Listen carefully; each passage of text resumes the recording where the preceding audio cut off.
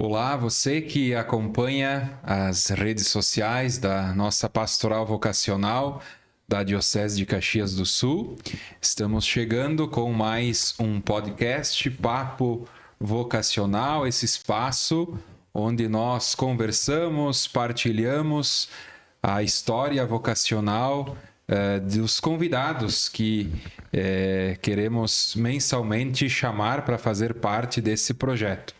E hoje, com muita alegria, queremos acolher o padre Leonardo Pereira, que é coordenador de pastoral e vigário-geral da nossa diocese, e também o padre Josimar Romio, que é pároco da paróquia Nossa Senhora de Lourdes. Bem-vindos ao Papo Vocacional.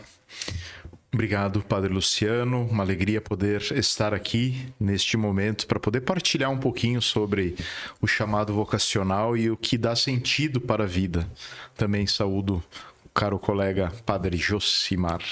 Obrigado, Padre Léo, Padre Luciano, pelo convite, e é bom estar com vocês e também falar com vocês sobre este assunto tão querido, tão especial.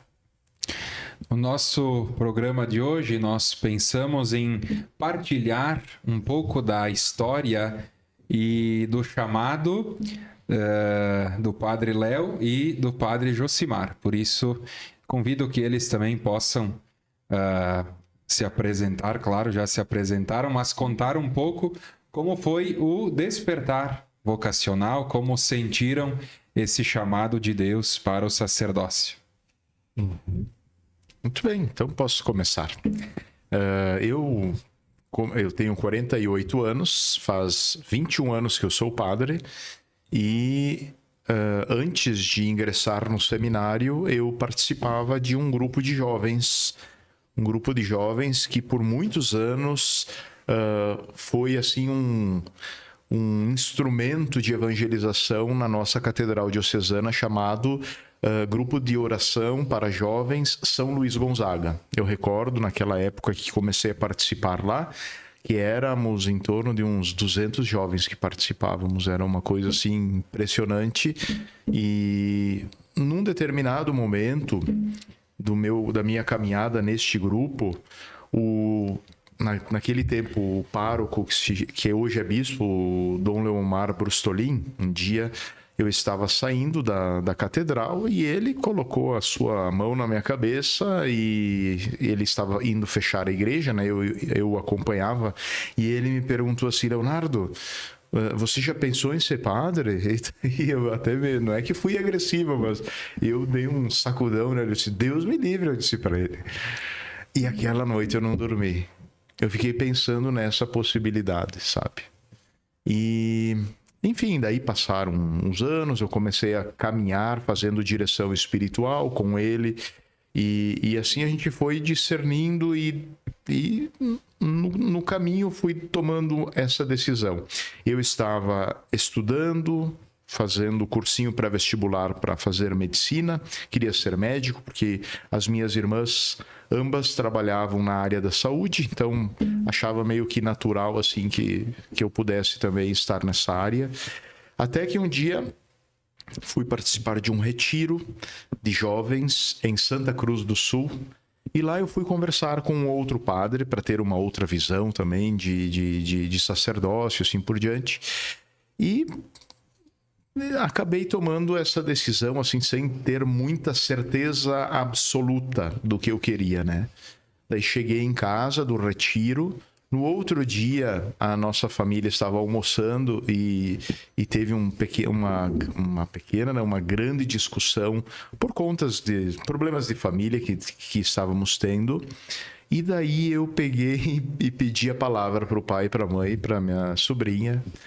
Bati na mesa assim durante o almoço enquanto eles estavam discutindo e eu disse: eu tenho uma coisa para falar para vocês. Bem assim, imagina, no domingo eu saí do retiro, na segunda-feira eu quis tomar a palavra e eu disse: eu quero entrar no seminário, quero ser padre. Daí todo mundo terminou a briga, o pessoal ficou quieto. Desesperado, não sei, né? Só sei que eu olhei pra mãe, a mãe tava chorando, olhei pro pai, o pai tava chorando, minhas irmãs estavam chorando. Eu tava bem sereno, mais ou menos, né? E daí eu fui para o meu quarto, enquanto eles permaneceram na mesa, almoçando em silêncio. E daí eu disse assim, eu tenho que ter uma confirmação de Deus, porque isso daqui, eu não sei o que eu fiz aqui, eu pensei, né? Daí eu me ajoelhei diante de um crucifixo que eu tinha, e eu falei para Deus assim, Senhor, eu preciso que o Senhor fale comigo. Eu não sei se eu fiz a maior besteira da minha vida. E daí o que eu fiz? Peguei a minha Bíblia, abri a minha Bíblia e rezei o texto que me apareceu na minha frente. E o texto dizia o seguinte, Isaías, capítulo 61, que nós padres escutamos toda quinta-feira santa na missa crismal, na missa da renovação do sacerdócio. Diz o seguinte, o Espírito do Senhor repousa sobre mim, porque o Senhor me ungiu para anunciar a boa nova aos pobres, para curar os corações feridos e para anunciar um ano da graça do Senhor. E o versículo 5º diz o seguinte, e aqui que eu tremi as bases, porque eu entendi que Deus realmente estava falando comigo. Farei de vós, sacerdotes do Senhor, ministros de nosso Deus sereis qualificados. Fechei a Bíblia e eu disse, Senhor, obrigado. No outro dia, cancelei a matrícula do cursinho pré-vestibular e comecei a encaminhar as coisas para entrar no seminário. Foi uma coisa assim, bem meio radical, assim. Mas foi assim o despertar. O meu tem algo de semelhante, mas também algo de muito diferente. Eu não era de nenhum grupo católico. Eu sou sim de uma família católica, né? Mas não de um grupo como o grupo de oração, São Luís Gonzaga, o grupo de jovens, etc. Eu estava concluindo o ensino fundamental e agora vem aquilo que é semelhante. Uma pessoa chegou para mim e perguntou, tu nunca pensou em ser padre? Né? E aí também nunca tinha pensado, mas a partir dessa pergunta comecei a pensar. E naquele mesmo ano, no último do ensino fundamental, eu quis entrar no seminário para ver o que era isso, se de fato Deus não estava me chamando para isso mesmo. E foi, e sou padre há 15 anos já. Uma experiência bem interessante, e aí eu fui discernir sobre isso mesmo no seminário. Então, depois que eu ingressei no seminário, então eu não ingressei no seminário já sabendo que eu queria ser padre. Eu ingressei no seminário para discernir se era isso mesmo ou não. E no seminário, por causa de um bom acompanhamento com os padres formadores e etc., assim, tive clareza de que era esse o caminho, e um caminho que realiza e que contribui muito para o bem de tantas pessoas. E ouvindo a história do despertar também, depois o processo formativo todo, que ele aparentemente é longo, né? Vários anos, mas são anos que passam ligeiramente também, né? Nós todos fizemos essa experiência, mas são anos muito importantes e marcantes para a nossa vida, que justamente nos preparam, né, para assumir essa vocação. E eu gostaria também que vocês falassem um pouquinho sobre o sentimento do dia da ordenação, né? Porque ele também é uma coroação, digamos, de todo um processo vivido. Quais os sentimentos, assim, no dia da ordenação de vocês?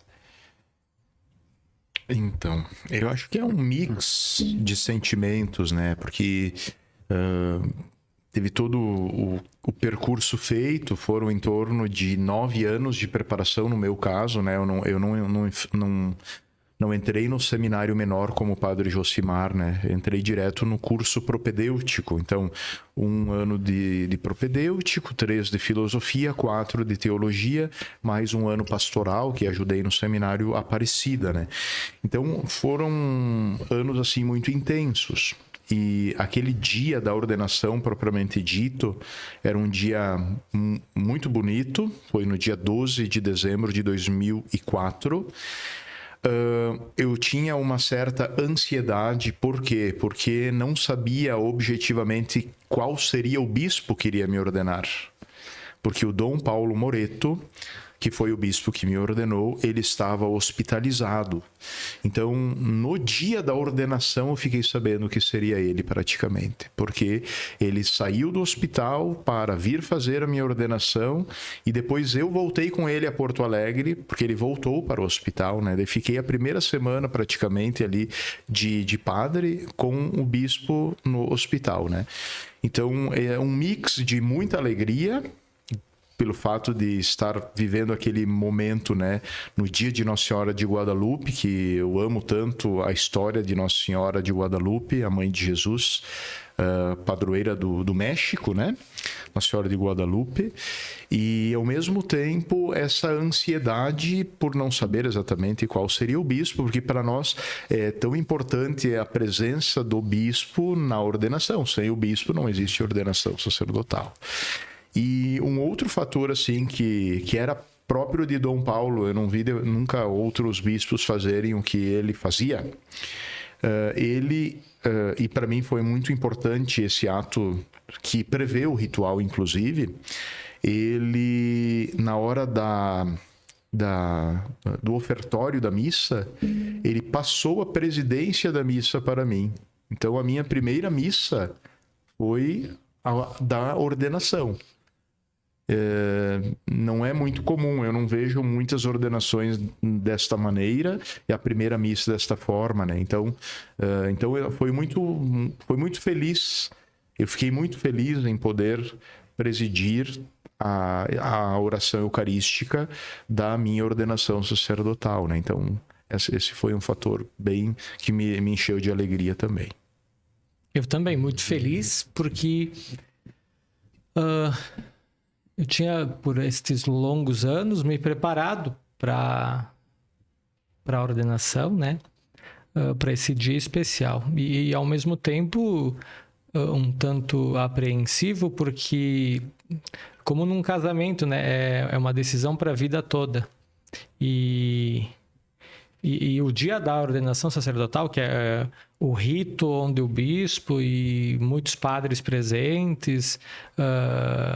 as comunidades, a família estão todos aí. É algo... Num momento, tem um momento que a gente se deita no chão, né? A gente se prostra enquanto as pessoas cantam a ladainha e nós lá prostrados no chão, deitados no chão, nesse momento a nossa mente vai para o céu e, ao mesmo tempo, se preocupa, né, desta missão que estamos assumindo a partir daí. E é uma grande graça e, ao mesmo tempo, uma grande responsabilidade. Esse dia foi bem, bem especial. E Padre Léo, com 20 anos já de sacerdócio, Padre Josimar com 15, né? Já uma caminhada de várias experiências, também em lugares diferentes, né? Nós, padres diocesanos, circulamos mais na própria diocese, né? Mas que também apresenta contextos e desafios também diversos, né? Algo marcante, assim, nesses anos todos de exercício do ministério, o que daria para destacar como um acontecimento marcante, assim? Claro. Bom, eu desde que fui ordenado padre, eu nunca deixei de estar na equipe, na comissão dos formadores.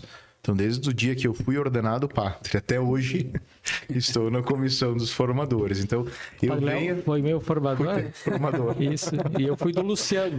Pois é. Então, eu sou o nono aqui. Nós devemos respeito e obediência a ele. É verdade. Então, assim, é um sentimento muito positivo, né, de ver esse crescimento e essas pessoas que a gente pôde oferecer um pouco do conhecimento, da vivência, porque a vivência no seminário ela implica rezar juntos, jogar bola juntos, ajudar a lavar louça, sentar-se à mesa, corrigir. Então foi muito bom ao longo destes anos todos poder acompanhar o crescimento de tantos jovens que hoje são padres, né? Então, para mim, assim, essa é uma realidade assim, que gostaria de destacar. Depois, eu tive a oportunidade também de estudar, né? Então, eu vivi 3 anos em Roma e estudando Bíblia, algo que eu não pensava nunca de poder me aprofundar, e tive essa graça de poder estudar em Roma, exatamente quando o Papa Bento XVI renunciou. Depois eu tenho umas perguntas sobre Bíblia também para... Ótimo. E o Papa Francisco foi eleito. Então, para mim foi uma grata satisfação poder ter estado na Praça de São Pedro num dia de prova, que eu tive prova aquele dia, e fui lá para a Praça de São Pedro esperar os escrutínios, esperar a fumaça branca, preta, sei lá o que viesse. E naquele fim de dia, a fumaça foi branca, né? Então, esse também foi um momento muito especial. E no terceiro trabalho, assim, para poder terminar essa parte, sendo pároco, né? Como foi bom poder cuidar dos doentes, visitar os doentes da paróquia São Pelegrino. Eram em torno de uns 100 e poucos enfermos e idosos, e 2 vezes ao ano, pelo menos, a visita sistemática a essas pessoas. Foi muito bom mesmo. Eu, dentre tantas coisas, eu destaco eu trabalhei 7 anos no Santuário de Caravaggio, em Farroupilha, e lá uma coisa que, assim, me marcou foi o acompanhamento de adultos que não eram católicos e que pediram para ser católicos. Então, foi a minha primeira experiência com adultos vindos de outra religião, com esse desejo de compreenderem a fé católica e de pedirem livre e sinceramente para se tornarem católicos. Então isso me marcou e fiquei muito feliz e procuro também hoje valorizar muito isso. A gente chama catequese para adultos. Tá crescendo bastante isso é bem interessante em todo o mundo. E na nossa região aqui também. Os adultos que eram indiferentes ou que tinham outras religiões, ou eram católicos mais ou menos, assim, de IBGE, e que agora com clareza e firmeza pedem para conhecer melhor a fé e para serem católicos. Então isso eu destaco. Nós temos certamente vários jovens que estão nos acompanhando e assistindo também esse podcast, e certamente também carregam dentro de si sonhos, desejos, pensam no seu futuro, né? E a gente está aqui contando um pouco de como é a nossa vivência, né, no ministério, como despertamos para isso, e eu acho que também vale a pena nós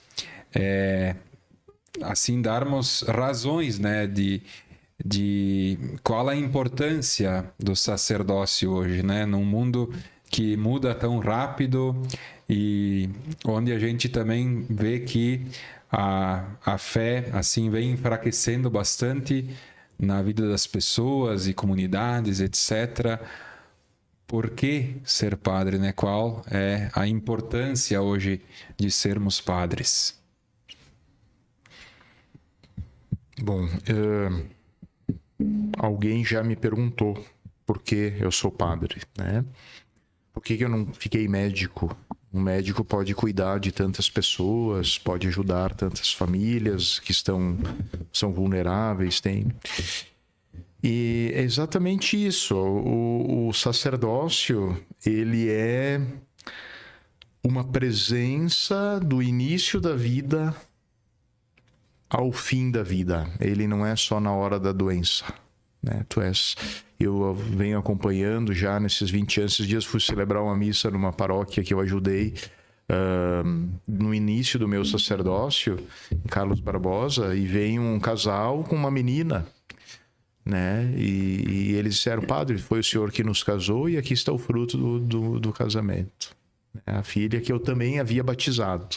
Já tem 14 anos a menina, né? Então, dizer assim que a gente acompanha. Por que ser padre? Para a gente poder acompanhar o crescimento e o desenvolvimento das pessoas do início ao fim. Quando a gente tipo, na alegria, na tristeza, na saúde e na doença, todos os dias da vida, uma né? fórmula do matrimônio, do consentimento. Então, eu penso muito nisso, né? E por isso, ser padre implica também uma entrega, porque nós padres diocesanos, eu costumo dizer, somos como que os clínicos gerais, né? Não, a gente não tem uma especialidade única, né? Ali, sei lá, o médico de família, o urologista, ginecologista e tudo mais. Cada um tem uma especialidade. O padre diocesano, ele precisa cuidar as pessoas que estão sob a sua responsabilidade. Então, pode ser que tenha um presídio, pode ser que tenha uma escola, pode ser que tenha um hospital, e as pessoas do início ao fim da sua carreira, da sua vida, né? Então, por que ser padre? Porque a gente precisa destes sinais. O padre, ele não é o centro, ele vai ser um sinal dessa presença amorosa de Deus na vida das pessoas do início ao seu fim. Então, essa é uma grande motivação que eu carrego, ver o crescimento de cada um. Por conta da tua presença enquanto sacerdote, né? É uma presença que talvez não ensine muito, mas que está ali acompanhando cada pessoa que está diante de si, né? Ele é um sinal, o padre, e também, ao mesmo tempo, ele promove ou proporciona outros sinais. Eu destaco os sinais sacramentais, o batismo, né, das pessoas, depois a comunhão, a primeira comunhão e a missa feita diariamente, atende as pessoas na confissão. Então, a pessoa que vai se confessar, ela não procura, eu quero me confessar com o padre tal. Não, o senhor é padre? Sim, eu quero me confessar. Entendeu? É o padre que vai acolher a pessoa no seu sofrimento e também nos seus pecados para corrigir e perdoar. O sacramento do matrimônio, o padre assiste também os noivos que casam, a unção dos enfermos nos hospitais e nas casas, o atendimento às pessoas que precisam, e assim tantos outros sinais, né, na vida das pessoas, e ele marca a vida das pessoas certamente. Então, isto eu destaco também. Sim. Escutando também me vem em mente que o Padre Léo falava das renúncias, né, que a gente faz, porque aqui também é importante, acho, destacar que a gente se entrega ao máximo, né, nessa missão, e tem que reservar assim as energias e a totalidade, né, da nossa vida, do nosso ser, para ser colocada a serviço, né? E ter uma liberdade, uma disponibilidade, né, para também estar presente na vida das pessoas, né? Eu digo isso porque às vezes muitos jovens carregam dentro de si um pouco dessas dúvidas, né? Que de fato é abrir mão de ter uma família, etc., né? Mas tudo isso em vista de um melhor exercício, né, da missão. Sobre isso eu tenho uma pergunta para o Padre Léo. Me colocar nos apuros agora. Eu anotei várias, ó. Opa, olha aí. Perguntas ao Padre Leonardo. Mentira. 46. Não. Agora sim. Mas tem a ver com isso que o Padre Luciano falou agora. Ó, vamos lá. A igreja é rica, tem o ouro do Vaticano, tem até o Banco do Vaticano. É verdade que os padres não casam para não dividir a herança da igreja? Nossa, já pensou? É porque é a questão que o Padre Lúcio coloca e você reafirma aqui é em relação ao celibato. Então, quem está nos assistindo, o celibato é uma lei da igreja, né, que ela pede àquele que deseja ser ordenado sacerdote que se entregue totalmente, né, abdicando a possibilidade de constituir uma família, de ter filhos, ter uma esposa e assim por diante. Mas ele está tão unido ao sacerdócio, trazendo a minha realidade, né?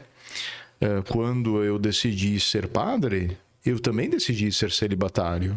Então alguém já me perguntou, uma pessoa de uma outra igreja um dia me perguntou assim: padre, por que tu não deixa de ser padre para casar e ter filhos e família e tudo mais? Eu disse, mas eu quis ser padre e quis ser celibatário, então a senhora não precisa ficar quase que me obrigando, né? Uhum. E no fundo, se eu tivesse que dividir a minha herança com alguém, a pobrezinha dessa pessoa ia ficar mais pobre do que é.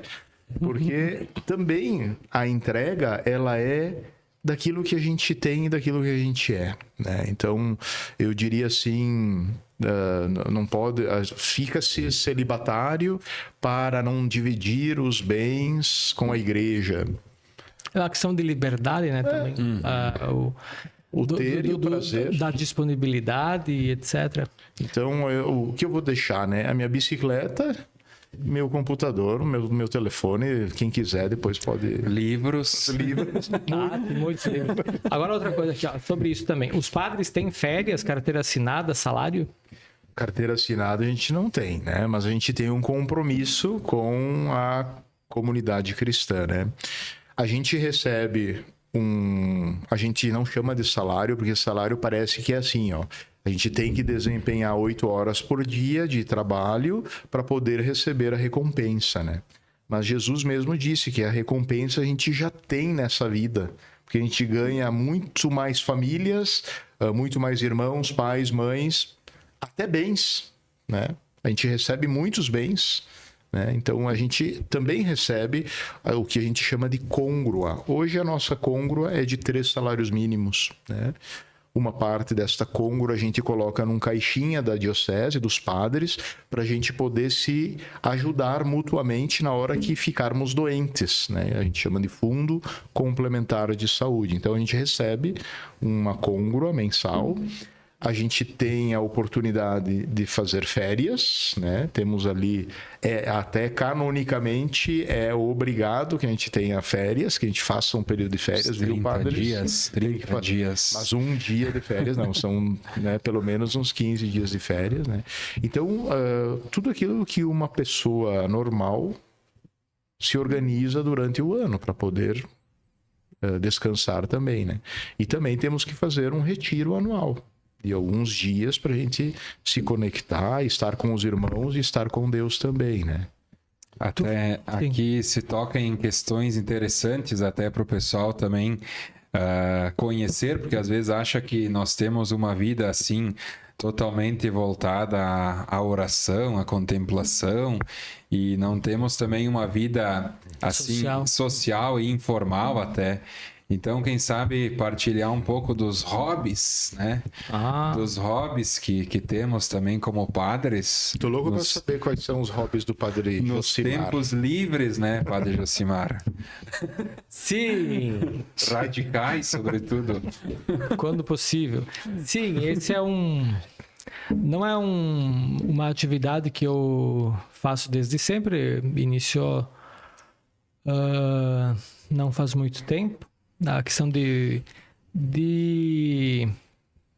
adrenalina, né? Bungee jump, até paraquedas. E o paraquedas foi interessante. Foi só uma vez até agora, né? Mas eu tenho planos de dobrar a altura do salto, né? De paraquedas do avião, né? Pêndulo, essas coisas de altura mesmo. Eu acho bem legal. É para mim um desafio, porque tenho medo de altura também, e aí que tá.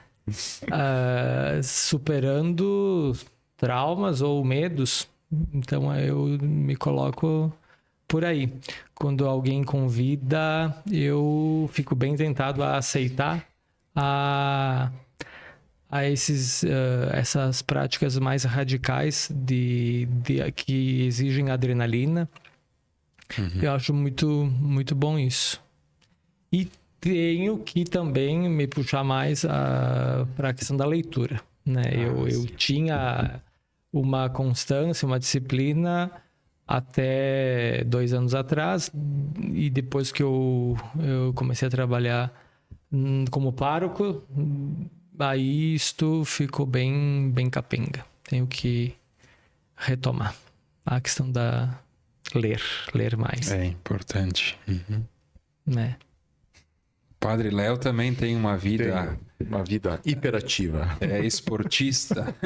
Ciclista. Não, primeiro, assim, como eu vivo no seminário, então praticamente durmo no seminário, o restante do dia eu trabalho visitando paróquias, comunidades, colegas, então estou muito na estrada, né? Então eu preciso me disciplinar para atividade física. Então a primeira coisa que eu faço quando acordo é rezar, procuro fazer a minha oração pessoal bem cedinho, e depois eu faço 1 hora de atividade física todos os dias, quando possível, inclusive sábado e domingo, ou academia, ou corrida, ou...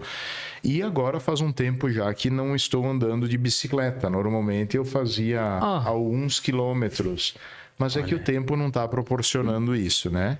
Fazia alguns quilômetros junto com um grupo. O tempo clima ou o tempo tempo? Não, o tempo clima. O meu tempo... Tá.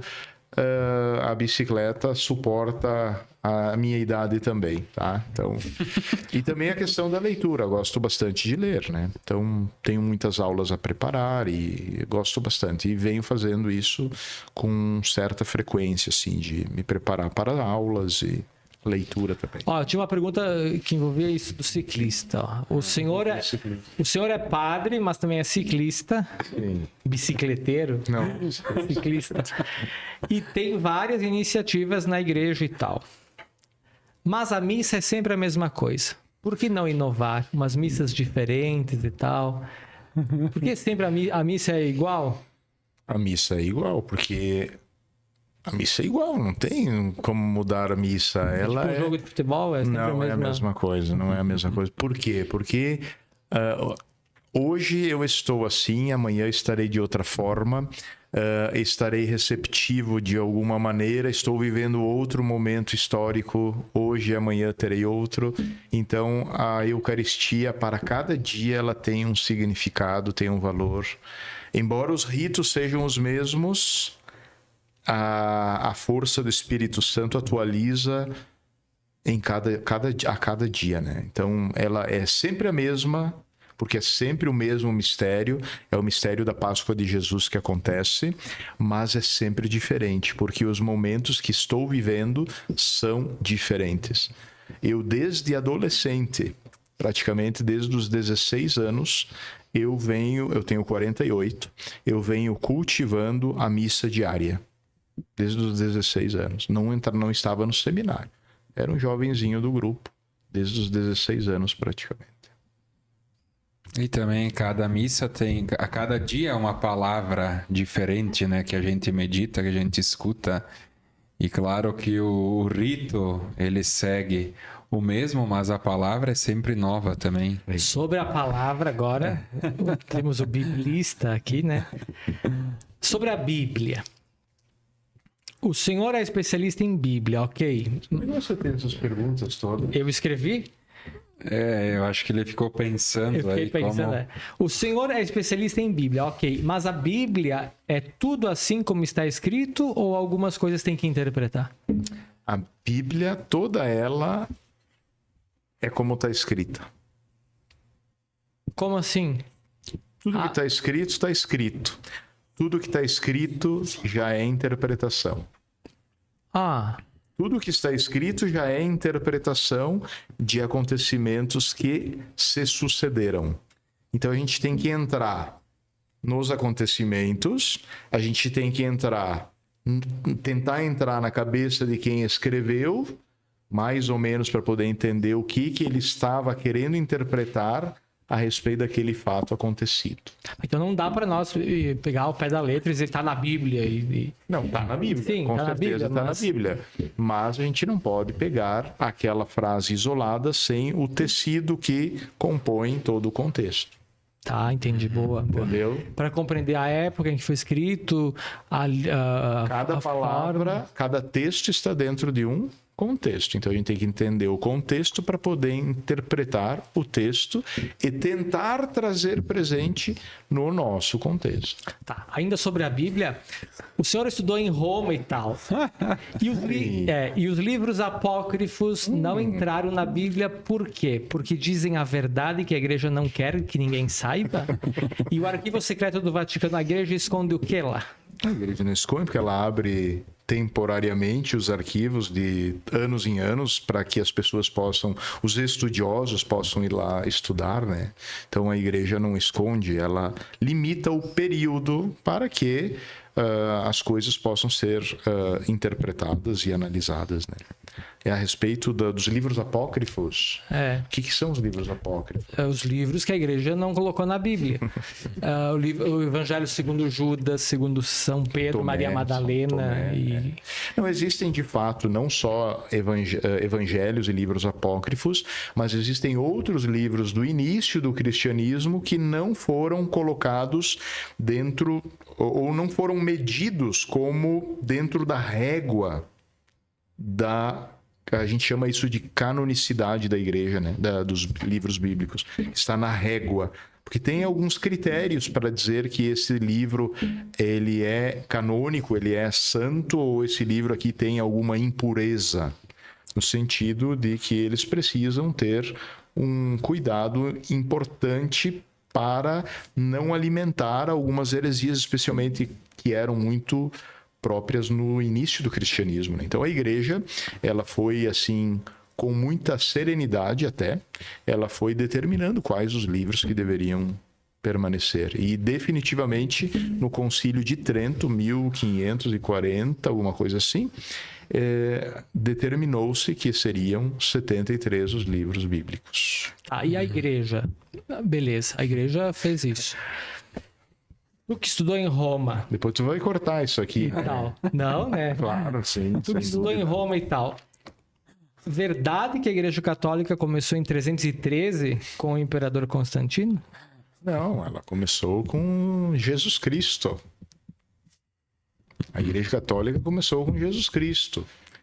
E depois Constantino, ele possibilitou que que a igreja tivesse liberdade dentro do império, e Teodósio, daí sim, ele tornou a Igreja Católica a religião do império.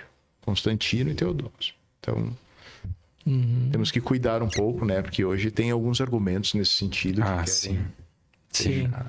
Isso para também o pessoal poder perceber que ao longo do nosso ministério também a gente pode se aprofundar em algumas áreas. Sim, mas no caso aqui só eu fui interrogado, né? Agora é minha vez de perguntar para o Padre Josimar. O Padre Josimar aproveitou para explorar o biblista. Claro, aproveitar o Padre Léo. Mas finalizando também o nosso tempo aqui no podcast e já agradecendo também a participação, a partilha de vocês. Para a gente finalizar, em poucas palavras, né, são jovens que estão nos assistindo, também pessoas de nossas comunidades. O que dizer, sobretudo aos jovens, adolescentes que estão fazendo um caminho de discernimento vocacional? Eu diria assim, pensem na seguinte questão: ser padre, por que não? Né? Ser padre, por que não? Porque na Bíblia, lá no Antigo Testamento, Jeremias, né? Deus disse: dar-vos-ei pastores segundo o meu coração. né? Sacerdotes, pastores, padres, enfim, é o mesmo indivíduo, né? Então, ser padre, por que não? Para quem é adolescente, para quem já está numa faculdade e está pensando sobre vida e futuro, por que não ser padre? E eu diria também para quem não é católico, ou é um católico meio só de IBGE, né? Também para pensar sobre a fé, né? E a fé é o ato de crer, sim, mas também tem um conteúdo. Então, vai pesquisar o conteúdo da fé, que está resumido na oração do creio, está explicado no Catecismo da Igreja Católica. Pesquisa, vai em busca e vai encontrar muitas respostas bem interessantes.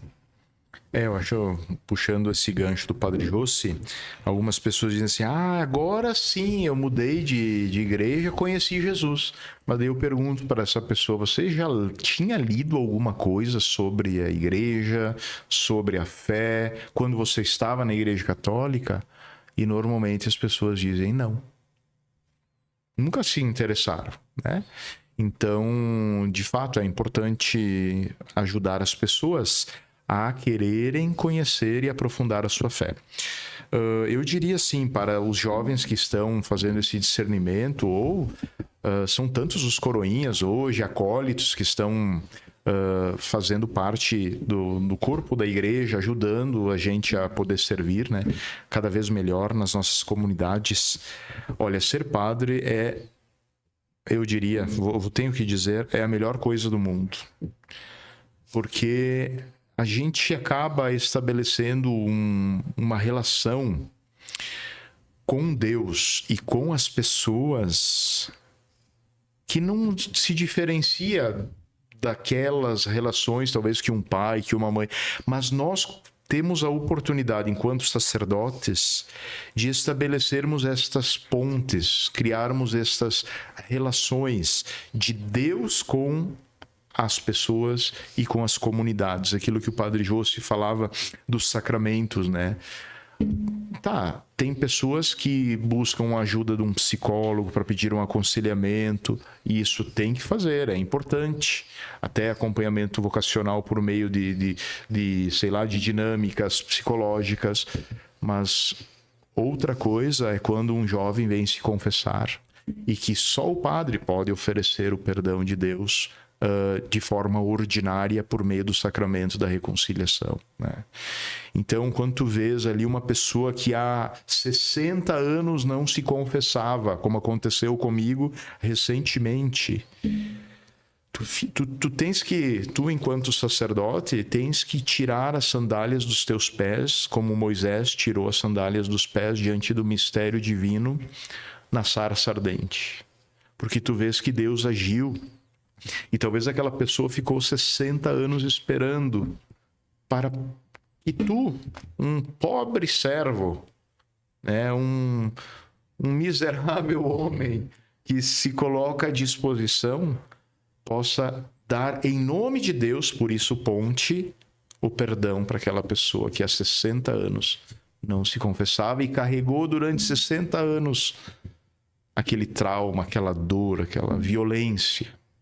E de repente, por meio de uma oração tão simples, o sacerdote pode dar a reconciliação para essa pessoa poder morrer em paz. Então, vale a pena, o mundo precisa de padres, a gente precisa realmente de mais pontes e, diria mais, de padres felizes e realizados com sua vocação. A gente precisa reafirmar a alegria daquilo que fazemos. Perfeito.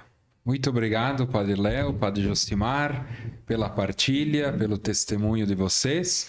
E a você que nos acompanhou também, fique ligado nas redes sociais da Pastoral Vocacional, acompanhe nossas publicações. E você que sente algo no seu coração, você jovem, não tenha medo também de se lançar nesse caminho de discernimento, respondendo ao chamado do Senhor. Fique com Deus e até mais.